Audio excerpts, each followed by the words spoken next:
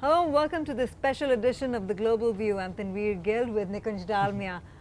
And today on this very special edition, it has been over a year since our last appointment with one of the world's most revered investors, whose famous market memos have found an elite fan club, one comprising of none other than Mr. Warren Buffett himself.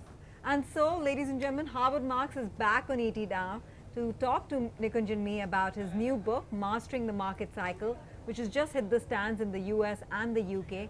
And he's also here to discuss with us his perspective on the current market turmoil.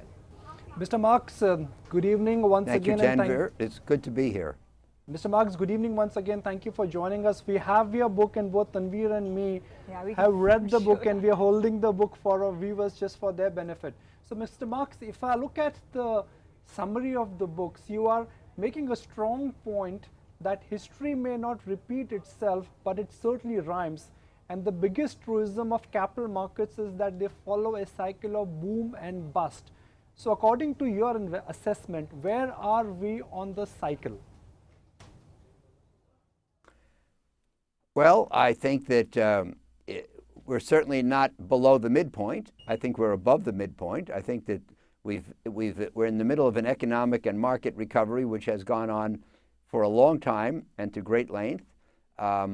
There's, until the last few days, there's a lot of optimism around, a lot of risk tolerance, and a lot of money trying to make its way into investments. And if you put all that together, I think it's clear that that we're in the later innings, to use the American baseball terminology. Yeah, and that's exactly my point. Since you have stated that we are perhaps closer towards the end of this cycle, but you've also indicated that the eighth inning, as is the case in baseball, can go on for a couple of more rounds. In that case, what sort of investment balance should one seek for the fear of missing out? Well, I think, that is exactly the right point. Too many people take a point of view which is too simplistic. Most people want to hear me say, in or out, buy or sell. It's not that easy, and it's never black and white. Every investor, at virtually every moment, should, to some extent, be afraid of being in the market and of the potential for losing money, and should, to some extent, be afraid of being out of the market and missing opportunities. And how you balance those two uncertainties is really the key. The point of the book, Tanvir, is that the balance we strike between the fear of losing money and the fear of missing opportunity should change over time based on where the market is in its cycle. And, there are times when the economy's been poor and the corporate results have been poor and stocks have cascaded downward and investing results have been terrible and everybody's dispirited and downcast and pessimistic. There are times like that when you don't really have much risk of losing money and you're facing an opportunity that you should really be afraid of missing. And that's the time to turn aggressive and to take action. Alternatively, when the economy's been doing well, as it has, the companies have been doing well, as they have, the psychology is positive, as it has been, the stock prices have been rising, getting everybody very excited, and the prices are high by most objective measures, that is the time when you shouldn't worry that much about missing opportunity, and you should worry more about losing money. And when we're high in the cycle, it's time to be defensive, in my opinion. So it's a relative thing. It's a rolling adjustment that you should make. Obviously, the higher the market goes in its cycle, the higher prices go. I would think the less you would want to have invested. But that's just me. That indeed is the case. Let me start off with the first chapter of the book, which is essentially the very basic question: why study cycles?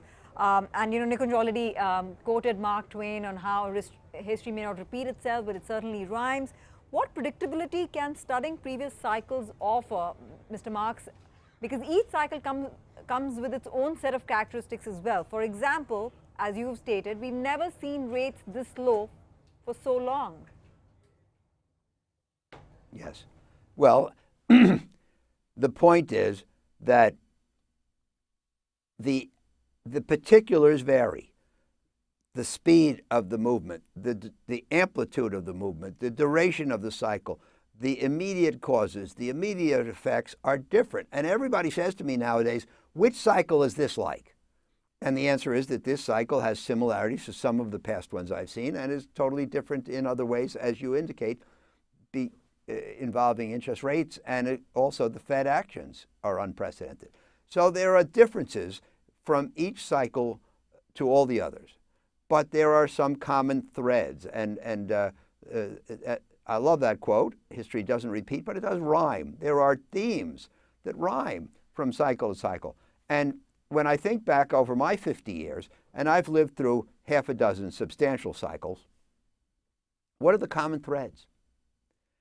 And in the booms booms that I've seen, there have been common threads, primarily too much optimism, too little risk aversion, too much money in the hands of people who are too eager to put it to work. Now, if you think about it, that's a pretty good recipe for a boom. And if you think further, it would be hard to imagine having a boom with those ingredients missing. So I think we can state that we want to be on the watch out for high optimism, low risk aversion, a lot of money, and eagerness to put it to work. And I think that formula works. Mr. Marks, you're sounding cautious, but is that largely because Oaktree, by definition, is a fund management house which is very cautious, and historically also you don't take high risk. In fact, I've been told that you've not grown your AUM in last 5 years. That is a clear indication that you are not taking any risk for your clients. Well, let me correct you there. We're taking some risk. Our job is to take risk. We think it's our job to take more risk when it's propitious and less risk when it's precarious. But also remember that our asset classes are risky asset classes. We're not investing in S&P stocks, mainstream stocks. We're not investing in high-grade bonds. We invest in high-yield bonds, convertibles, leveraged loans, distressed debt, real estate, infrastructure, some private equities, emerging markets, Japan. Most of the things we do are risk markets. And we're not risk avoiders, but I hope we're intelligent risk bearers who are highly conscious of risk, operating in risky markets.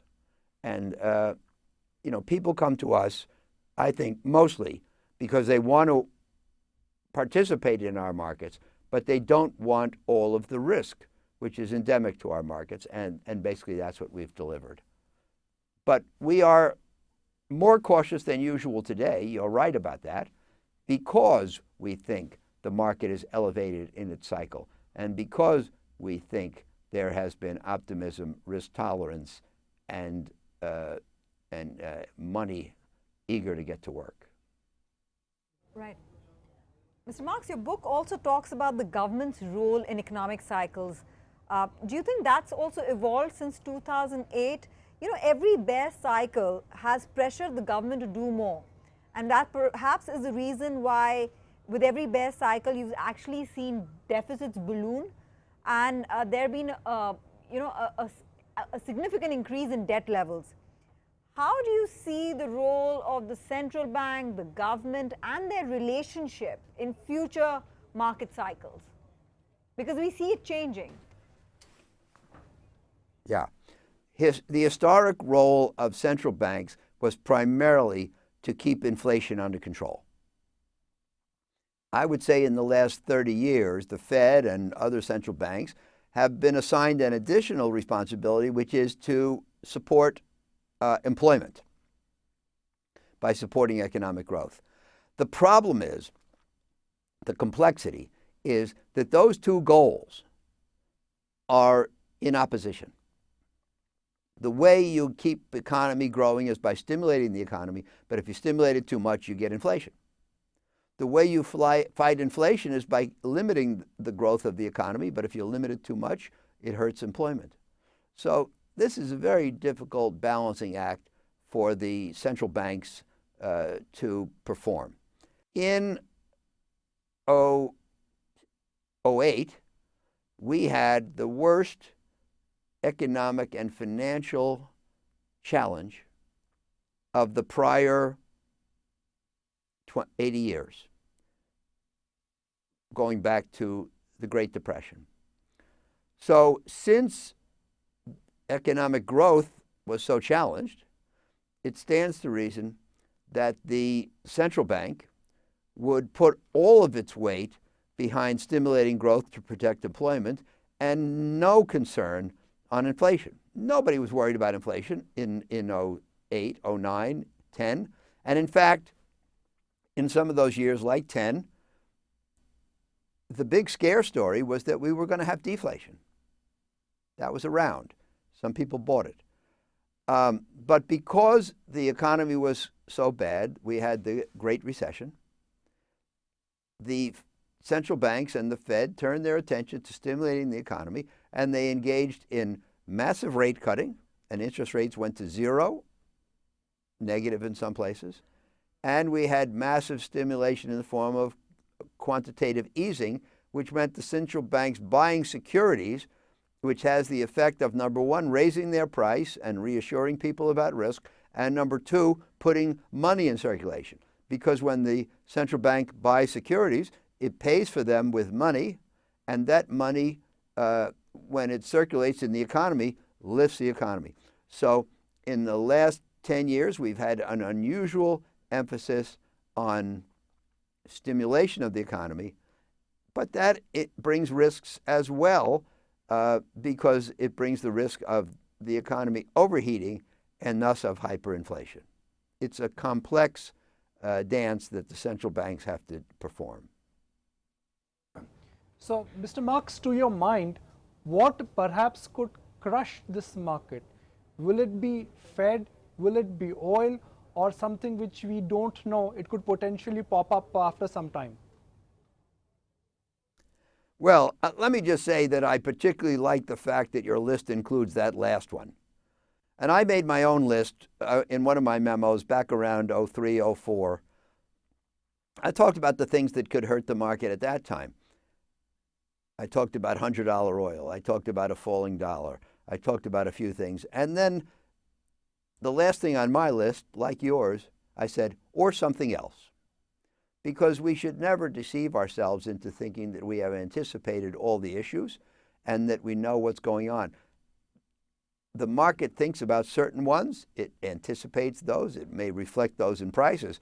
The market really is always at the risk of being knocked for a loop by something that nobody has anticipated. Most people think at the present time that of the things we have anticipated, rising interest rates are likely to be the greatest problem.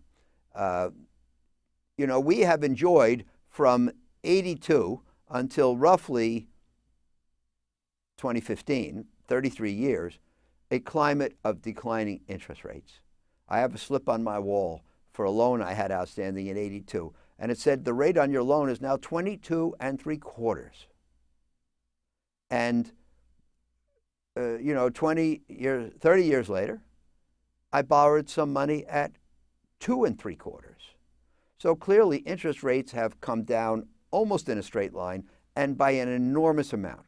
That is highly stimulative to the economy. It has made capital cheap. It has made businesses profitable. It has encouraged all kind of investment and expansion. So now we're going into a period when, interest rates have risen from the lows. I can't borrow at 2 3/4 anymore.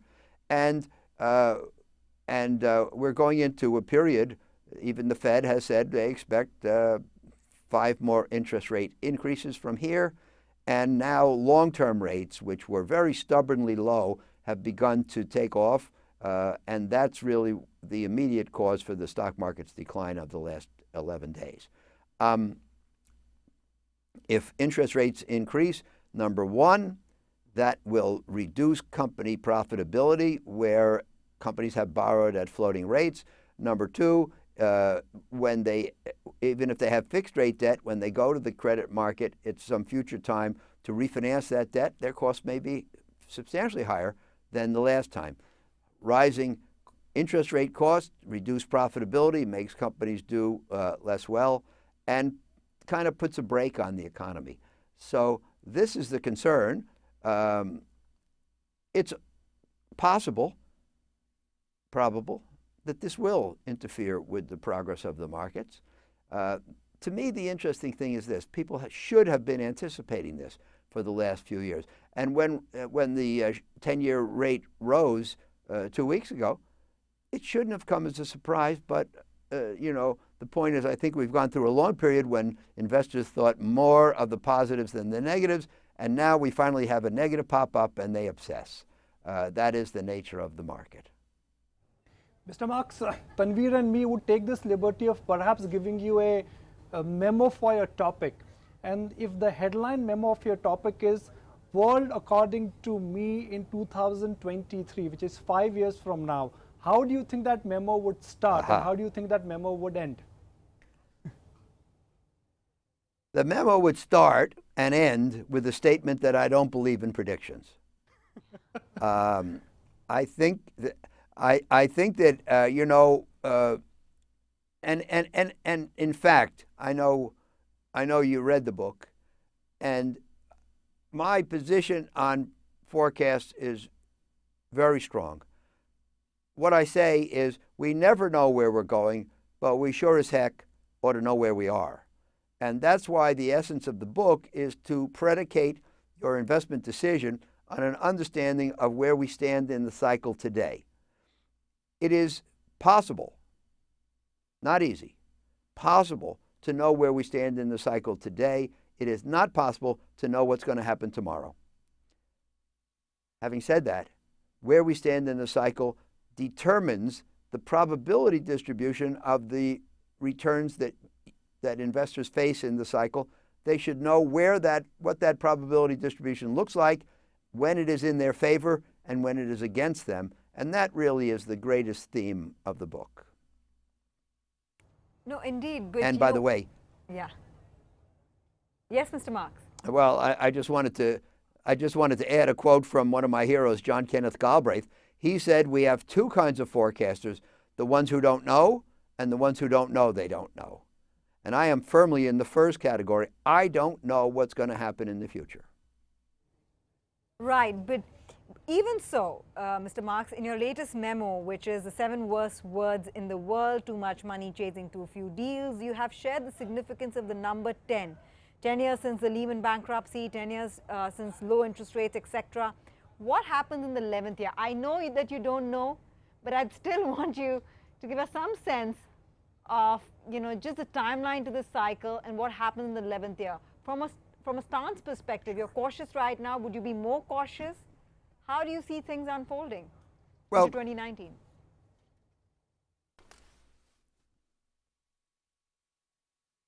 What most people do is that when things go well for a long time, they get more excited. Generally speaking, what I do is that when things have gone well for a long time, I get more cautious. As you've said, Tanvir, we're in the 10th year of an economic recovery. There has never been a recovery in the U.S. that went more than 10 years. We are in the 10th year of a bull market in stocks. By some measures, we are in the longest bull market in history. So the point of the book is that where we are shifts the odds. And when you're in the 10th year, and 10th years historically is a long time, you can't say, well, we're likely to go another 10 years. the odds of it extending decline. The subtitle of the book really holds the key: getting the odds on your side. I don't know what's going to happen in the 11th year, but I do know that based on history, based on norms, we are less likely to have a strong economy than usual. Less likely in the 12th, less likely in the 13th. And so, you know, one of the important themes, which I try to always repeat and remind people, is that people get excited when things go well and cautious when they go poorly. They should do the opposite. And, you know, in my imagination, people say, oh, we're in the 5th year of recovery, it could go 2 more. But when it gets to the 10th year of recovery and they're really excited about how well it's gone, they say maybe it'll go 5 more. And that is counterintuitive. With each passing year, probabilistically speaking, we're closer to the end of the recovery. And that's about all I believe. But there's some litmus tests that the market is kind of reacting to, Mr. Marks. In the book, you've spoken about the credit cycle, the real estate cycle, the distressed debt cycle, all of which, you know, the common thread there is a sensitivity to rising rates. I also want to quote some data points that you've highlighted about the current debt levels across the world, especially the exposure to the BBB minus category of loans, which in both the US and Europe have risen to 47% versus 35% 10 years ago. Does that reflect that 3% plus rates in the US and the normalization in process in Europe is much more than what the markets can handle? You think at 3.5%, 4%, it will perhaps just go out of control, and which is why normalization to 4, 5% is not wise at this juncture.